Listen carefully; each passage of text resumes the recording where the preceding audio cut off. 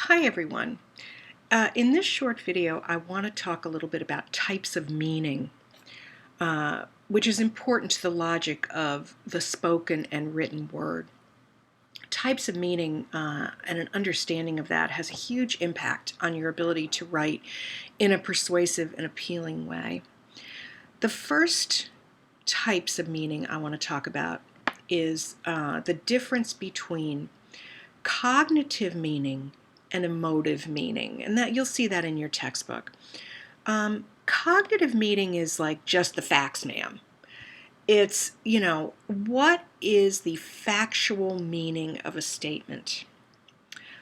And emotive meaning is kind of the emotional quality that's in that statement. Now, the best illustrations of emotive and cognitive meanings, I think, come from advertising, because a lot of those statements from advertising contain both. They have a cognitive meaning, which is a certain set of facts, but it's presented in a way that also has kind of an emotional twist to it. Now, one example of this I want to look at is an ad campaign that was done. It's one of my favorites, that was done for the New York State Lottery way back when. And the tagline one year was the New York State Lottery, you gotta be in it to win it. That's a nice little rhyming line. But here's what's really cool about that.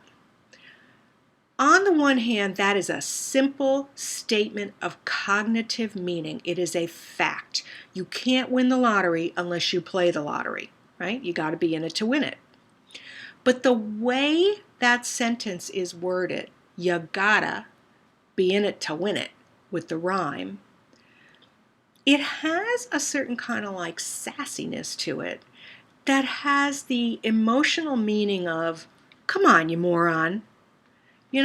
It's kind of like a jolt.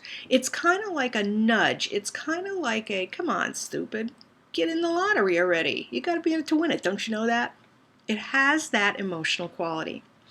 Another line from that same ad campaign series is the New York Lottery. All you need is $1 and a dream. Now, there's a cognitive meaning there. To play the lottery, you needed $1. That was the minimum pay to be in the lottery.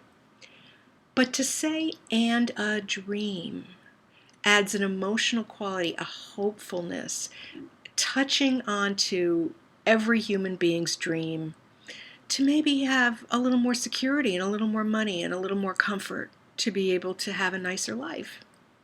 To maybe be able to pursue some things that have been put off because of lack of money. That's very beautiful, both cognitive and emotive meaning. Now, another aspect of meaning that is very interesting is what's called denotation versus connotation. Connotation is also sometimes called sense. And this is very important in philosophy. Philosophers play around with this a lot. I'm going to give you 3 terms: the planet Venus, the morning star, and the evening star.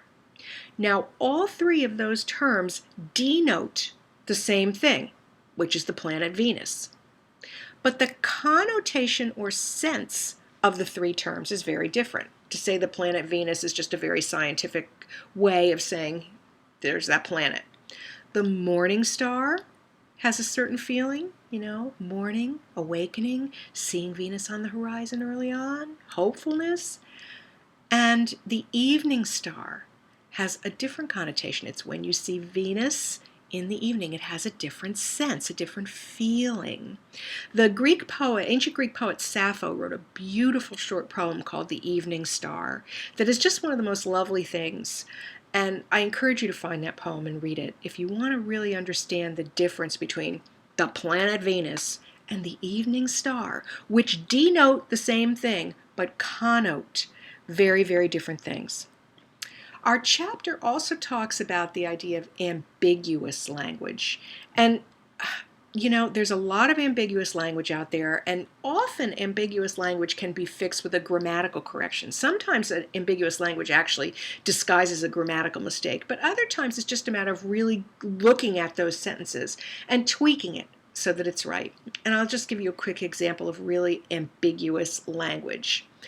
The computer is totally off. Now that can either mean it's shut off, it's shut down entirely, or that it's buggy, that it's not working today, that maybe you need to have some kind of repair done. So that kind of ambiguity could be fixed with language, as in, the computer is totally shut down. That makes it clear that you turned it off, versus the computer is totally buggy and its operations are totally weird, right? Then you've got it clear.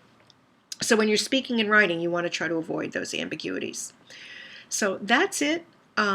Really, this unit is important for improving the way you write and the way you communicate to other people, because logic actually improves your communication. Thanks.